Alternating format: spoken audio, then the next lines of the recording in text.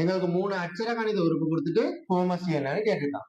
Right, 3 அட்சர கணித உறுப்பு எப்படி இருக்கு?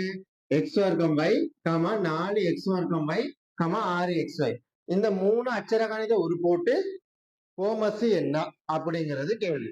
இதை சிம்பிளா நம்ம செஞ்சு முடிக்கணும். பெருசா போட்டு ரொம்ப அரட்டிக்கணும். ரைட்டா, சிம்பிளா முடிப்போம் பாருங்க. எப்படி இதை எப்படி சிம்பிளா முடிக்கிறதுக்கான சின்ன ட்ரிக் வேலை என்னன்னு சொன்னா, கொடுத்திருக்க அச்சரங்களை பாருங்க என்னன்னா இருக்கு. சரி, உறுப்பு அச்சர உறுப்புகள் இங்க எக்ஸ் வர்க்கம் இருக்கு y, இங்க எக்ஸ் வர்க்கம் y, இங்க எக்ஸ் y. அப்ப மெயினா எக்ஸும் ஒய்யும் தான் இருக்காங்க. சரியா, எக்ஸ் ஒய்ங்கிற 2 பேர் தான் இருக்காங்க. இந்த எக்ஸ்லயே பெரிய ஆள் யாரு பாருங்க. இது எக்ஸ் 2ஆம் அடுக்கு, இது எக்ஸ் 2ஆம் அடுக்கு, இது எக்ஸ் 1ஆம் அடுக்கு. எக்ஸ்லயே பெரிய ஆள் யாரு? எக்ஸ் 2ஆம் அடுக்கு. அதே மாதிரி வையிலே பெரிய அடுக்குல யாரு இருக்காங்க? இதுல வை ஒண்ணு, இதுலயே வை ஒண்ணு, இதுலயே வை ஒண்ணு. ஆகவே வை 1ஆம் அடுக்கு.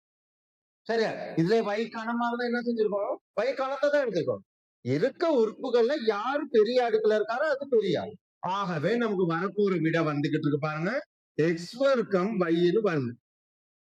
சரியா, உறுப்புகள் எடுத்தாச்சு. அதுக்கப்புறம் இது ஒவ்வொன்றையும் நம்பர்ஸா எடுக்க போறோம். இதுல நம்பர் என்ன? எனக்கு எக்ஸ் வர்க்கம் வைட போனோம் என்ன இருக்குது? 1. இதுல என்ன நம்பர் இருக்கு?